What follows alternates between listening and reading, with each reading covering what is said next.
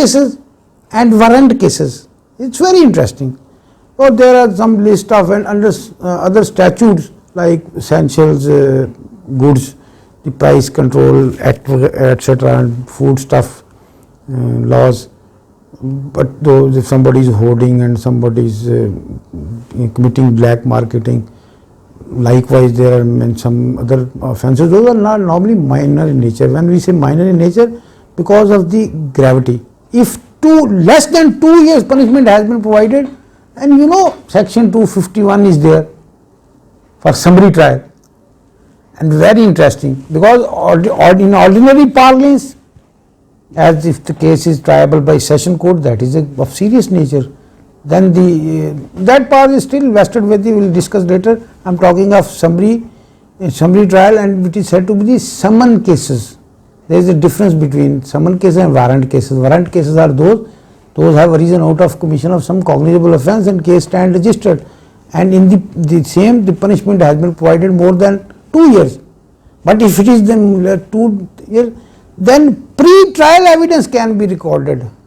Pre-trial means that there is no need of process of copies can be handed over to the accused. But summary, there is a provision of summary trial, but just to save the precious time of the magistrate.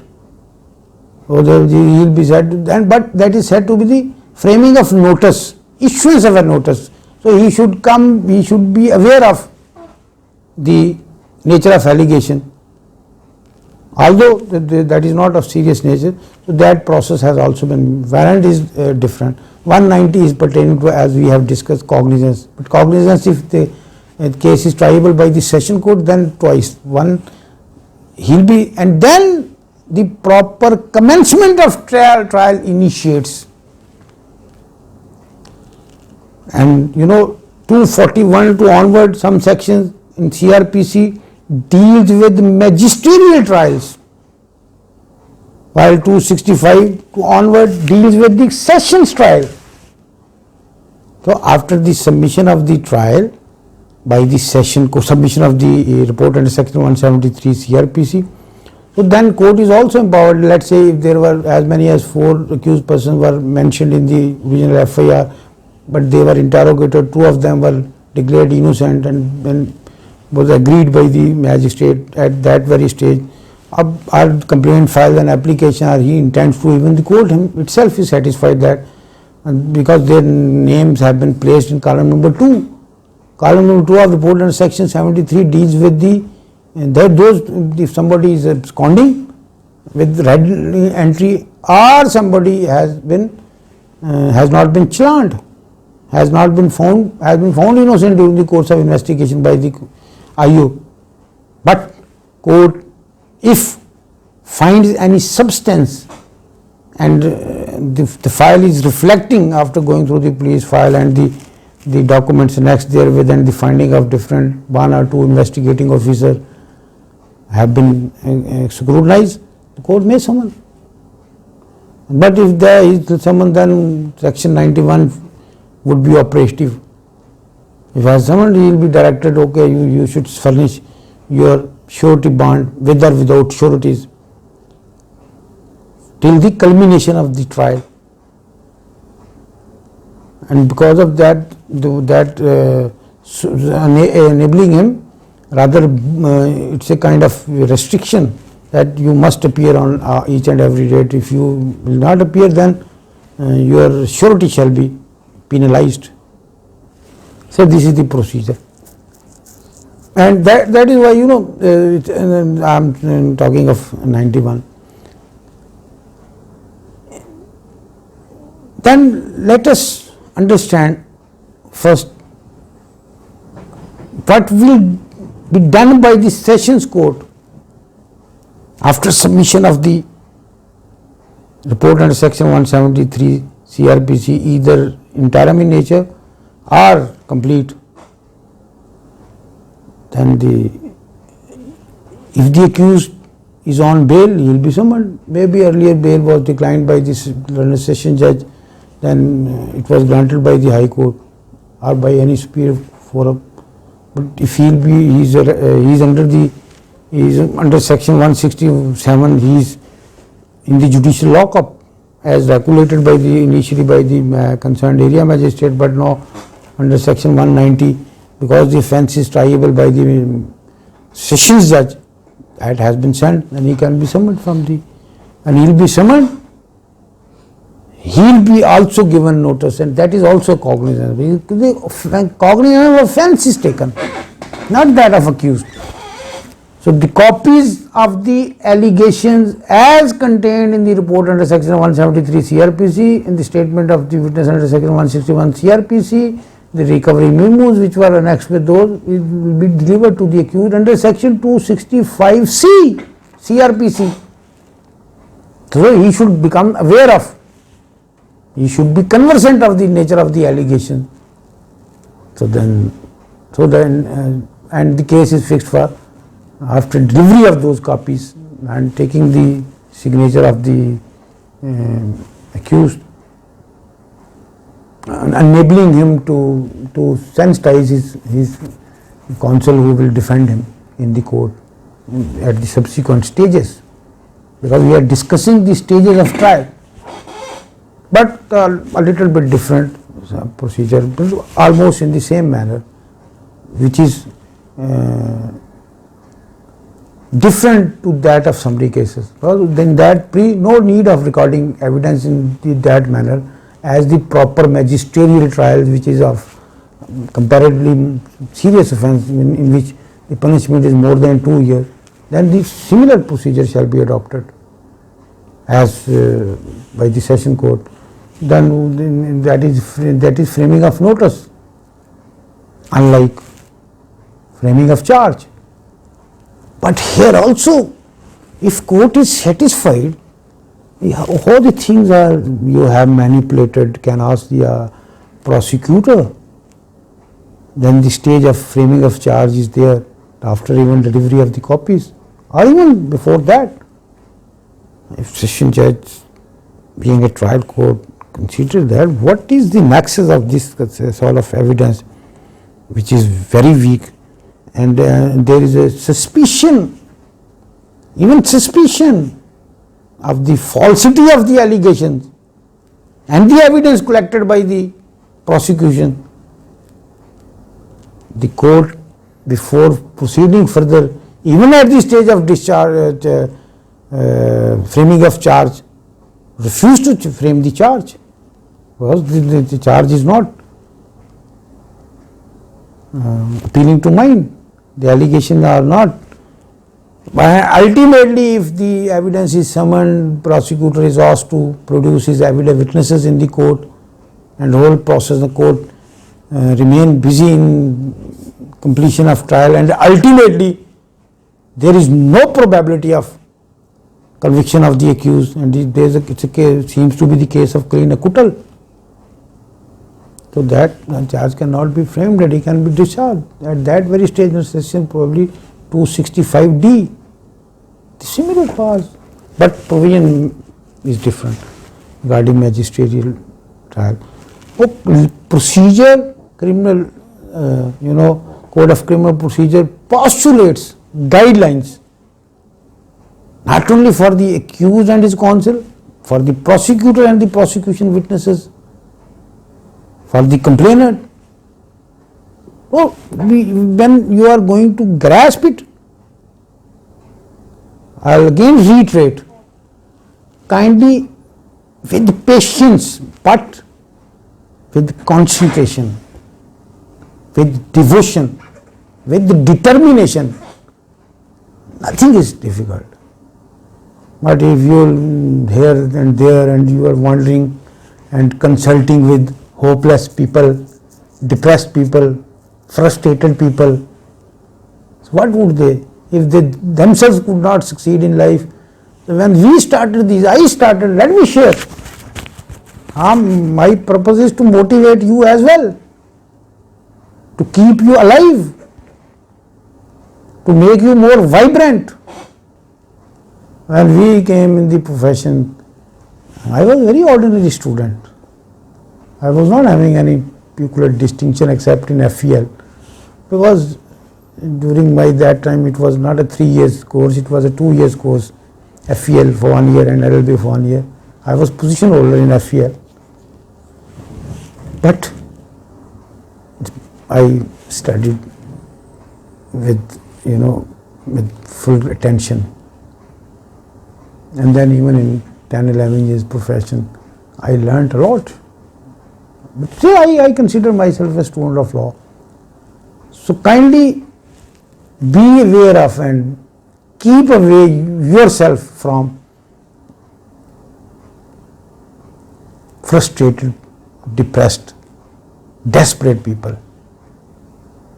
Nothing is beyond your reach.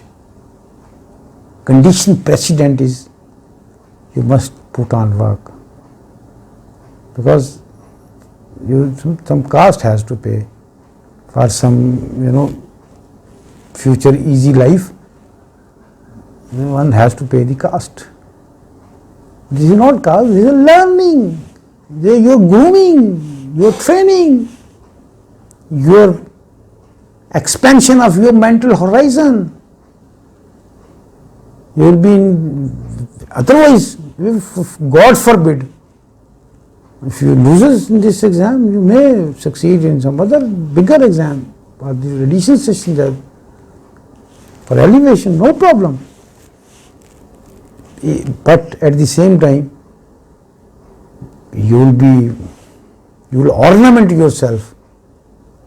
You will be more knowledgeable, not only to the extent of law subjects, but general study.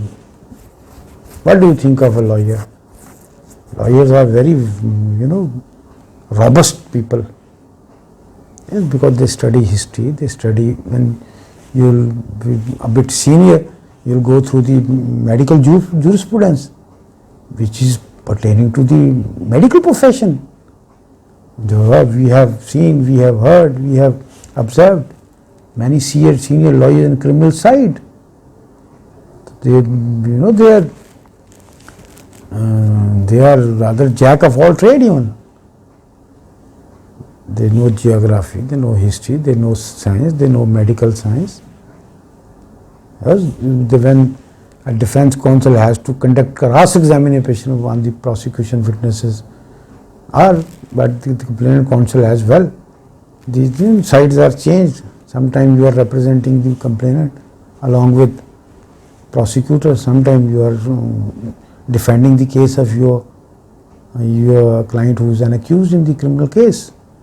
So this whole learning process will carry on. Similarly, we illuminate our minds from the guidance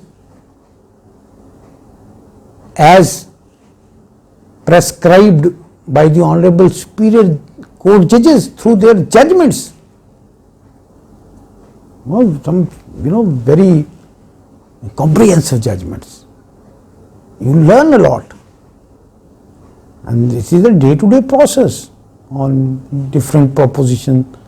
The research is carried on, analysis is made, inspiration are taken from the other legal systems. Even the cases of Indian jurisdiction of the Superior Court and the British and the USA are cited. Of course, the Honorable Judges of the Superior Courts go through those judgments. So this is not as much simple, but there should be, spirit and determination to learn and excel in the profession. So this is just a passing remarks. So what were we discussing? We were discussing those stages, the framing. If Sessions Court, being a trial court, deeming it appropriate that the case should be proceeded further, and then first of all prosecution shall be asked. But even at the time of framing of charge, the assistance of the defense counsel and the prosecutor can be taken. So which offences are made out against the accused prima facie. then the evidence is called. After when the evidence is called, then the case is closed after recording the evidence by the prosecutor. 1, 2, 3, 4, 5 witnesses, as the case may be.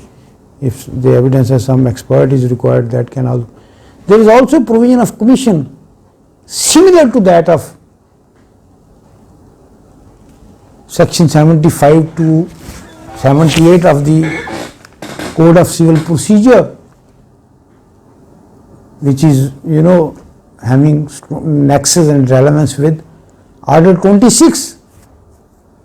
Commission are appointed by the London Civil Court for ascertainment of the situation at the spot, to visit the location which is a subject matter of that very suit. If somebody says that he is trying to dismantle my wall or my property, or he is erecting a building illegally, but yet the title has to be determined by this court. So, under specific relief act, perpetual injunction and mandatory injunction. So, in the same manner, in the criminal case, through witnesses can be recorded through, I just forgot the irrelevant section, through which the trial court can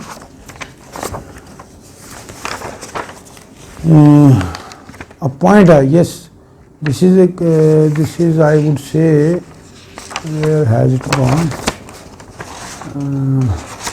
Sorry, but there is a provision of, commission. The evidence can be recorded through the commission of the statement of the witness. This is section 40 of the, chapter 40, section 503 to 508 A.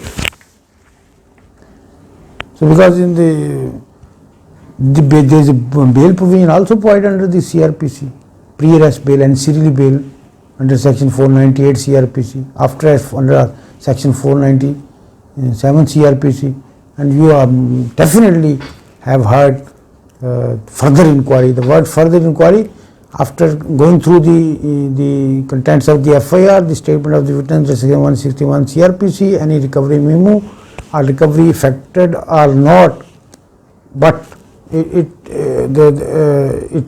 is favorable to the accused, to the petitioner, whose counsel has appeared before the court by filing the application, as he has been in the custody, in the judicial lock-up for last 5, 6 months, 3 months, 4 months. The investigation has been completed. Case is no more undergoing the process of interrogation by the order of any senior police officer or by the order of the Justice of Peace, and yet not even a single witness has been recorded. Then court, if consider it a case of further inquiry, it does not. That is always a tentative assessment.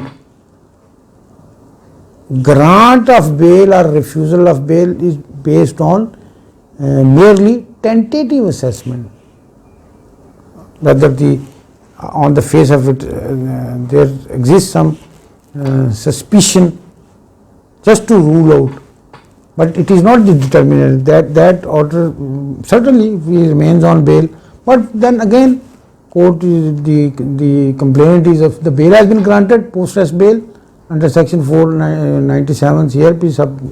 The complainant is at liberty to file application for cancellation of bail under section 497 subsection 5.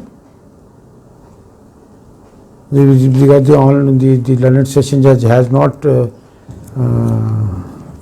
discharged his duties in accordance with law, he may say, by saying so, there is no restriction that the court has acted in an arbitrary manner, mechanical manner, illegally.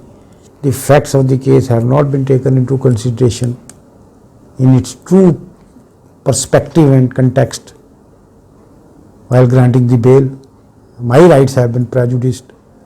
Even he has been released, he is extending threats, and he is forcing me to withdraw from the case. Likewise, so this is also the tempering of evidence, because his accused is a very desperate person and a hardened criminal. He is trying to win over my witnesses whose statements are yet to be recorded. Likewise, this is also a provision in the CRPC. But that's why I have discussed this just as a passing remarks, as I have discussed about the commission, because it is relatable to recording of the statement of the witness through commission. Somebody is ailing, old, ripened age, confronting with serious ailment, is unable to appear, then court can appoint any representative from amongst the lawyers of impeccable character, get and go and record the statements. So we have discussed a charge under section 220, but there are some other miscellaneous provisions, because if there is a defect in the charge has not been properly framed, but ultimately under section probably 537, it has been specifically mentioned that the proceeding which vitiate proceeding or which not, there is a list of those provisions which do not vitiate proceeding. So normally if the wrong charge was framed, but ultimately at the time of and the offence was from such and such offence was not made out, well, after recording the evidence and hearing the recording the statement of accused under section 342 CRPC, and the time of rendering a judgment, court may look into that aspect, but it does not mean that if there was a joinder of offences. Normally when I was practicing lawyer conducting NAP cases, the matter was dealt with by me. In my case, I said why the person has been grilled in 4 or 5 different references if the allegations are with respect to accumulation of wealth which is beyond his known sources of income as contemplated under section 910 of the NAB Ordinance 1999. So this is another long story we'll be discussing. That's in special enactment if you people so desire. Now there are many different special laws relating to anti-corruption. I worked as special judge center dealing with anti-corruption cases like NAB for some period. So this is the situation of charge. Summary trial we have discussed. Now we'll come to the, because 337 to 352, this is referable to very famous case of late Mr. Zulfikar Ali Bhutto, Prime Minister of then Prime Minister, who after the coup d'etat of the then Chief of the Army Staff General Ziaul in 1977, maybe at that time you were not yet born, or you were, if because of the age 35 is the maximum age for appearing, but I was in those days student of 6-7 class, but I always took keen interest in these sort of developed reading habits. So this is related to 337. Now Sultani Gawah, a man was prepared who admitted the guilt on the instructions of Zulfikar Ali Bhutto when he was serving as Prime Minister of Pakistan. He was accomplice, and on his instruction we caused the murder of father of that renowned lawyer Ahmed Raza Kasuri, Muhammad Khan Kasuri, probably, if I don't forget. So that is why anyhow trial was conducted before the Honorable High Court instead of Sessions trial. That was a special case, and ultimately he was awarded death penalty. So that I was also evidence of approval under section 337 of CRPC deals with such like witness, and that approval is normally made. No, even in NAB cases it has become very common, because of their documentary evidence is involved, intricate questions are involved of money laundering and accumulating the wealth and through some front man, and likewise there are different scenarios. That is why these kind of approval, Sultani Gawah, that I have referred the famous Bhutto case, and nowadays it is also said that to prosecute some such and such offender of the NAB cases, very big, political figures. This is called 337. Now on the mode of taking and recording evidence, the procedure has been provided, but the initial evidence shall be first of all recorded of prosecutor or the complainant party, and the burden of proof lies on the prosecution. And after recording the evidence, then the exhibiting the documents, bringing on record the medical evidence, the chemical report, if some forensic evidence has been procured, that shall also be brought on record. And now the time has come when the digital evidence is also considered to be permissible, electronic evidence.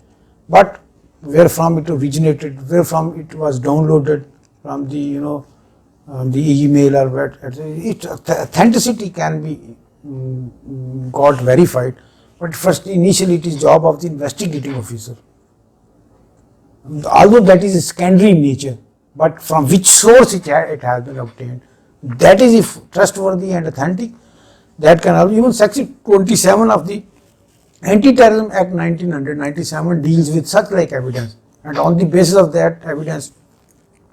So let me refer here, what can be the modes of that piece of evidence?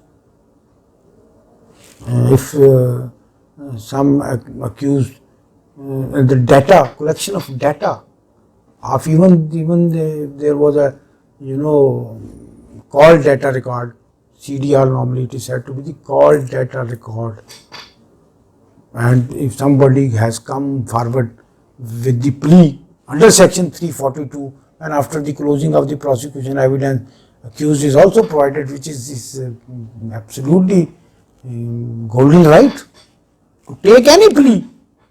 He may tell a lie. Whatever incriminating evidence has been brought on record in the form of questionnaire by the court, as with the help of the counsel prosecutor and the counsel for the accused. So, and if not, say, particular question has been omitted, it may extend benefit to the accused. It's very important. Whatever is the incriminating circumstance and material available with the prosecution to establish the guilt of the accused, if some irregularity which is serious in nature and has prejudiced the right of fair trial of the accused, even he can be. That is why the ratio of acquittal is more, if not at the trial courts level, but the Honorable Superior Courts examine the cases and the judgments of the lower courts in a very particularly of the murder cases and heinous crimes, because as much would be the gravity of the offence, charge against the accused, the punishment is accordingly more intensive, more serious. But at the same time, this would be kept in mind. This is the basic and fundamental principle of law. He may be awarded to 14 years of parliament, life imprisonment, death penalty. There are some offences, as the offences under section 365A, abduction for ransom, being a scheduled offence that is triable by the anti-terrorism courts. The offences of sprinkling corrosive material, very serious punishments have been provided. And for child rape with murder, that is also scheduled offence triable by this court. And even if any public servant, government servant, during the currency of his service, he was killed, and motivation was that. Although let us discuss, I have already discussed a judgment which is worth reading for you if you find time, but it is a very lengthy judgment. If you have the pencil, write it down. PLD 2020, Supreme Court 61, Ghulam Husain versus the state. And similarly, there is also a judgment very interesting, that is PLD 2019, Supreme Court 749, coordinate offence. Let me refer here. If an accused is being tried by the anti-terrorism court, he has caused the murder, and section 7 of the Anti-Terrorism Act is also applicable, being coordinate offence. 302, even murder in ordinary course of life, as postulated under section under Pakistan Penal Code 1860. That is a componable offence. All the offences, those are under section 310, and then application can be filed under section 345. There is a list of what are the componable offences, what are the non-componable offences. If the legal heirs of the deceased come forward, although all the persuasion of the accused party and their loved ones, okay, he has committed this wrong, very serious, caused the murder of your son or father or brother or uncle, whoever would be the legal heirs, that can be compounded at any stage, even up to the Honorable Supreme Court, if not at late stage, at review stage. But when the coordinate offence, that is non-compoundable in nature. So this matter has been discussed by them, because considering it an offence against society, the accused has not caused the murder of one innocent person, but that has been committed in such a brutal, cruel and barbaric manner. It is not liable for the compounding, but there is a possibility that if death, capital punishment can be within a stipulated period of during review, but can be converted into life imprisonment at the most. If, but at this, that cannot be compounded. So this is just for the reference I have discussed this. After this, regarding and closing of the prosecution evidence, and regarding the statement of the prosecutor that he is closing, exhibits have been put there on the Learned Trial Court. Similar procedure is available with the magisterial trials in warrant cases, not in summons and summon cases. Those are summary in nature, and where pre-charge, even before framing of the charge, just through the framing of notice, through the issuance of notice, that those are the simple in nature. Maybe penalty is provided in terms of money. That is a separate. But in this kind of serious offences, the detail of those offences has been given in the Pakistan Penal Code, and the scheduled portion. The detail has been mentioned in relevant column, whether it's a cognizable or non-cognizable, triable by the Session Court, triable by the magistrate, section 38, triable by the magistrate, first class in judicial magistrate, as you are coming. Then reach at the stage of recording the statement of the accused under section 342. Well, I have discussed, maybe I forgot. And why this case against you, whatever is the plausible defense available with the accused, he would put forth. He can even produce his defense witnesses. But normally they don't take this, and he can also record his statement on oath. But it's very, very dangerous, and burden would also shift. Let's say if he takes any plea that at the time of occurrence, I was present, plea of alibi, means when this occurrence took place for causing murder of deceased of this case, and now I am being prosecuted by the complainant and the witnesses, and I have been illegally challened by the accused. I was far away from there. Then burden, may shift.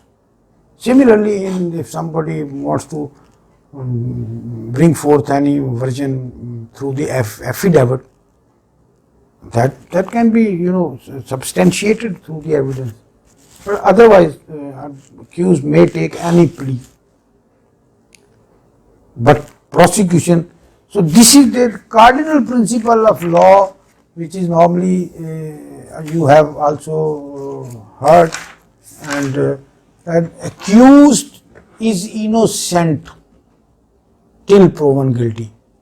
Even during whole the trial, till the culmination of the trial, he is presumed, and the prosecution is bound to prove the case beyond any shadow of doubt. Very, solid, cogent, reliable, trustworthy. The sort of this second portion which I have referred. Normally, trial courts, when reaches at the conclusion, and either if going to acquit any accused, then we will say the prosecution has failed to substantiate the allegation on the basis of any valid, solid and concrete evidence on record. So, the benefit of doubt, there are many circumstances, even one circumstance which has prevailed in the mind of the trial judge or by appellate court as well. So, this is the scenario, and otherwise vice versa. If has proved, then it would be written down. The prosecution has proved its case beyond any shadow of doubt. Not proved acquittal, proved conviction as provided under the law. So, this is all about Pakistan Penal Code, and I have tried to make effort. So, let me just, it may take some more time, but let me refer here. And then there are, some provisions of appeal under section 410 CRPC. Appeal against conviction, stipulated time has been given in the law. Appeal against acquittal under section 417. If a complaint is aggrieved after the rendering of the judgment by the learned trial court of acquittal, recording the acquittal of the accused, he may approach and revision 435 some interim order. If either of the parties desired that for additional evidence under section 450, 540 prosecution during the proceedings of the case, this person was not cited, and this document is also having relevance. So that can also be that is also relating to this aspect of the matter. And let me refer here some more provisions. And there is also, in PPC punishments, the detail of punishment has been also given under section 53 to 75. Both these are very simple, general exceptions in PPC. If an offence is, this is also exception. If an offence is committed by a minor boy less than the age of 7 years, who is not more than 7 years, that is no offence. That is not considered as contemplated in the definition of the offence as provided under the law, definition in Pakistan Penal Code. So then it is said that.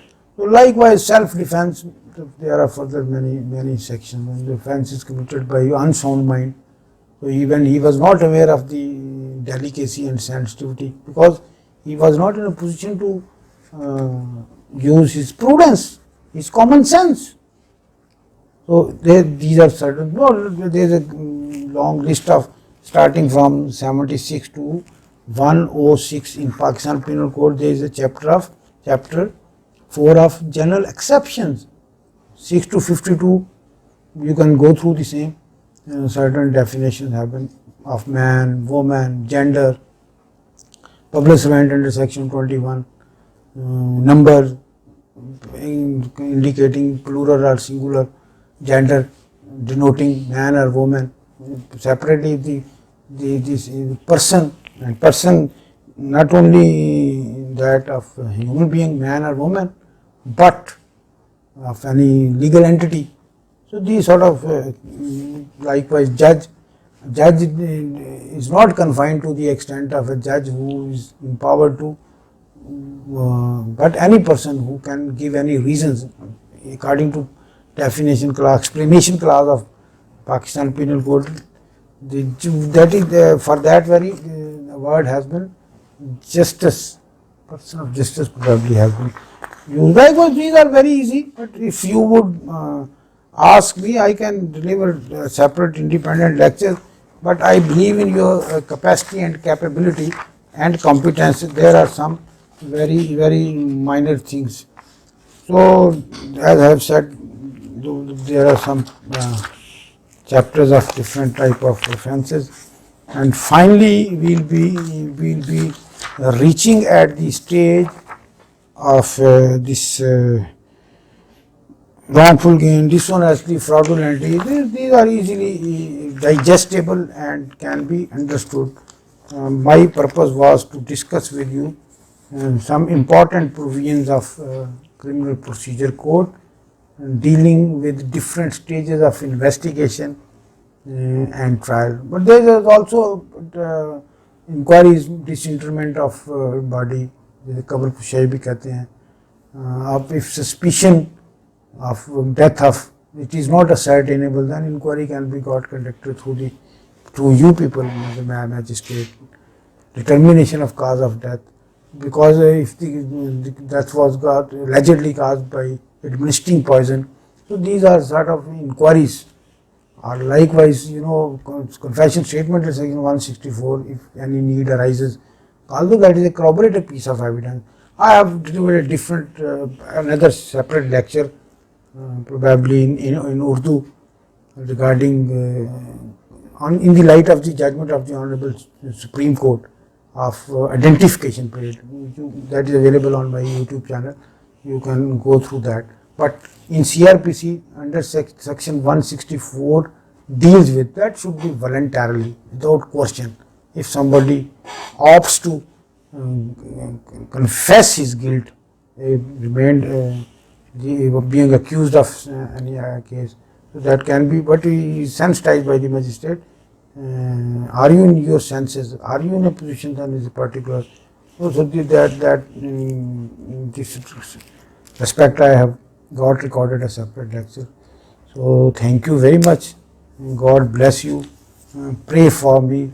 My whole purpose and objective is to just a wake up call for my young, a wake up call, regenerating your closed energies, and so that you could use your brain, and inshallah ta'ala you will succeed in your life.